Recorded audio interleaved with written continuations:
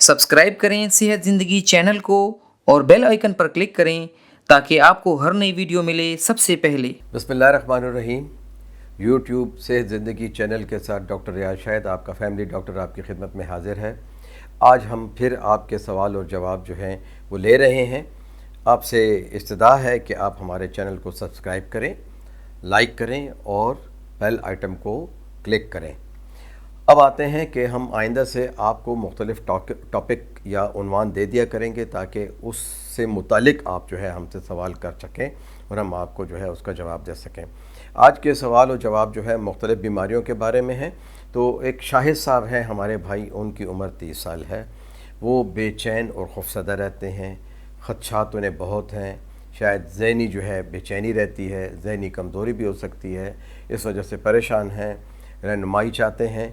लेकिन इन्होंने ये नहीं लिखा कि ये काम क्या करते हैं इनकी, क्योंकि देखें, चाहे वो मैं हूँ डॉक्टर या मेरे दोस्त जो कि इस वक्त कैमरे पे हैं ये हों, या हमारे घर में कुछ लोग हों, या स्कूलों में हो, दफ्तर में, किसी भी शोबे से हों, खदशात हमेशा हर शख्स को किसी न किसी वक्त दरपेश होते हैं। अगर ये खदशात ज़्यादा हों, हम इसे स्ट्रेस कहते हैं। जब स्ट्रेस आप बर्दाश्त ना कर सकें, हम इसे डिस्ट्रेस कहते हैं। और जब डिस्ट्रेस शुरू होता है तो एंग्जाइटी और डिप्रेशन शुरू हो जाता है। दूसरी बात यह है कि क्या आया हम अपनी ज़िंदगी नॉर्मल गुजार रहे हैं? क्या हमारे घर का माहौल पुरसकून है? क्या हम जो जॉब करते हैं हमें उससे सेटिस्फेक्शन या इत्मीनान है? क्या हमारे दोस्त अहबाब में कोई ऐसा शख्स तो नहीं है जो आपको बेचैन करता हो, परेशान करता हो? क्या आपके कोई कानूनी मुकदमात तो नहीं है अदालतों में? क्या आप जो है किसी हादसे का शिकार तो नहीं हुए? क्या खुदा नखास्ता आप पर कोई हमला तो नहीं हुआ, या आपने कोई ऐसा गुनाह तो नहीं किया कि जिसकी खलिश, जिसे कहते हैं, आपको बेचैन रखती है? खुदा नखास्ता अगर आपने किसी से ज़्यादती की है तो होना तो ये चाहिए कि आप उसके पास जाएं, उससे माफ़ी मांगें और अपने ताल्लुकात उससे दोबारा उस्तवार कर लें। और अगर दूसरा शख्स भी अगर एतदाल पसंद होगा तो वो आपको माफ़ कर देगा, तो आपकी ये खलिश जो है वो दूर हो जाएगी।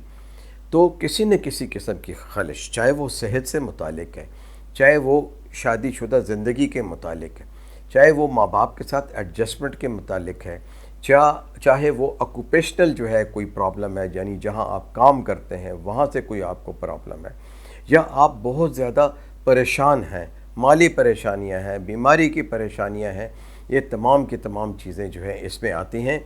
इसके लिए हम जो है साइकोथेरेपी भी करते हैं, कॉग्निटिव बिहेवियरल थेरेपी भी करते हैं। इसका इलाज बहुत ज़रूरी होता है। बदीगर आप पेप्टिक अल्सर के मरीज़ हो जाएंगे, आप हाई ब्लड प्रेशर के मरीज़ हो जाएंगे, आप ज़ियाबीतस के मरीज़ हो जाएंगे।